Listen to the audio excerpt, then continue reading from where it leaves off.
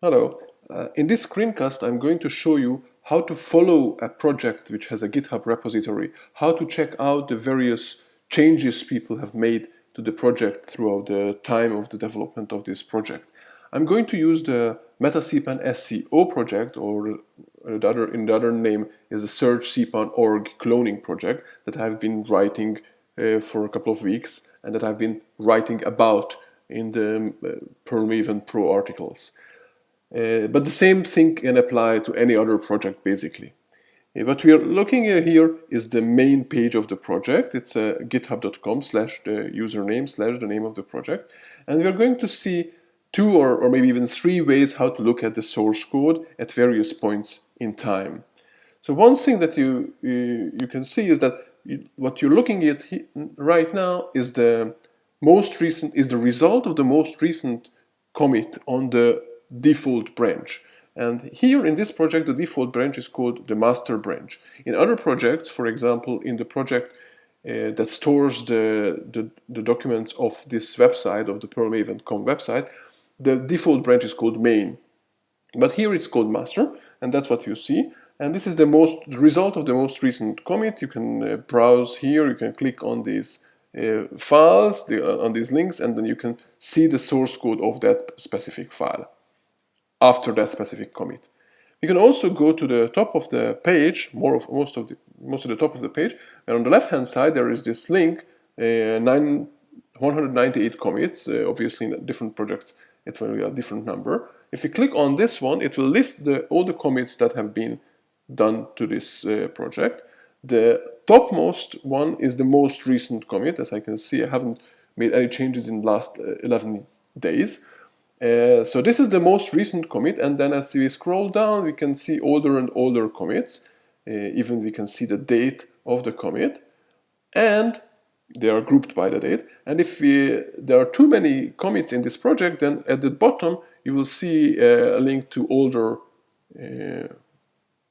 commits. And then, of course, if I scroll down again, then I will have a button both to the even older and back to the newer commits. So this is how we can look at various commits, how we can look at the list of the commits. And once we picked one of the commits, for example, here is the add canonical URL to header. This is the commit, and I can scroll to the right of the page, and here there are a couple of buttons. One of them is the rightmost button, which if I hover over, then it says browse the code at this point in the history. If I click on this one, then it will show me the repository as it was after that specific commit. So now if I look at any of these files, it will show the file as it was back then after that commit. Which is exactly the same, or almost exactly the same view as we had earlier with the most recent commit, except that it's back a couple of days earlier in the history. So that's one of the ways to look at the code, but of course you can't do much here. You can only view the source code. You can't execute it.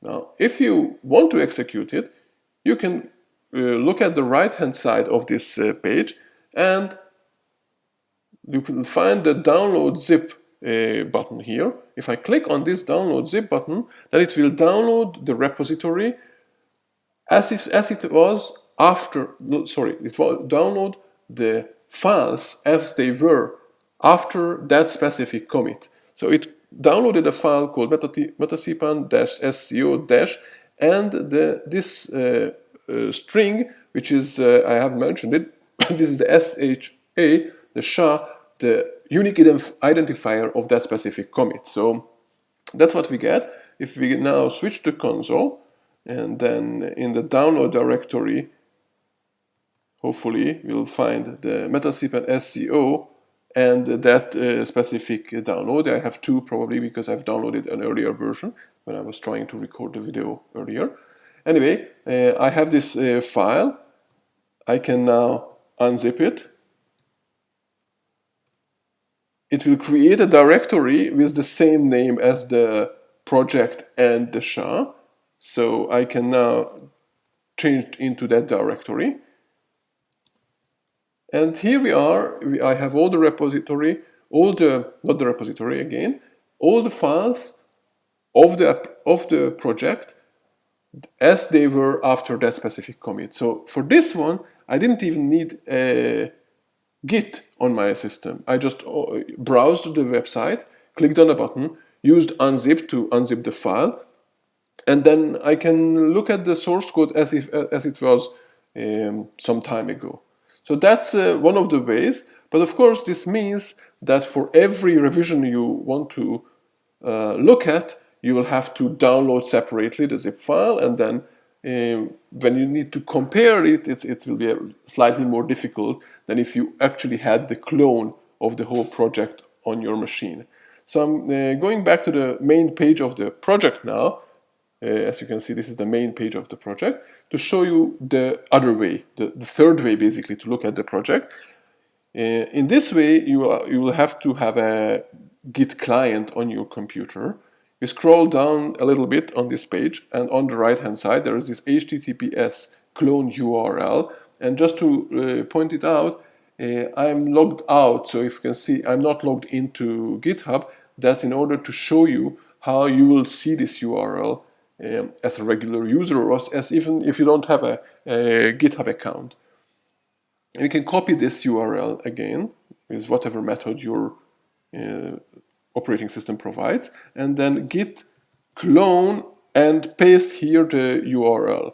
And this command will clone the whole repository, and this time the whole repository, to your local system, and it will create a subdirectory based on the name of the project, metacpan-sco. It also set it here in this place, so I can change directory into that project. I can list all the files here, and again, what you see here is the a result of the most recent commit. But it also has, this directory also has all the history inside the .git directory, which we are not interested in at this point. Now, if from this place you would like to see an older version of the project, for that, first of all, we have to find what was the SHA of that commit. So we go back again to the list of the commits, scroll down a little bit just to find one of the add canonical URL. I think this was the same thing. And here we have two things. One of them is just whatever, at 1, 2, 3, 4, 5, 6, 7 characters from the SHA, not the full SHA, just 7 characters. And there's a button to copy the full SHA to the memory of the computer, to the clipboard. If I click on this one, it copied to the clipboard, and then I can go to the command line and type in git checkout and paste the SHA. So this is pasting the full SHA, not just those 7 characters. If I press enter, it will check out that specific, the source code, as if it was just after that specific commit. Now it has a nasty message here that tells you that you are in a detached head state, and that people get worried about it, which is not surprising. I got really worried about this all the time.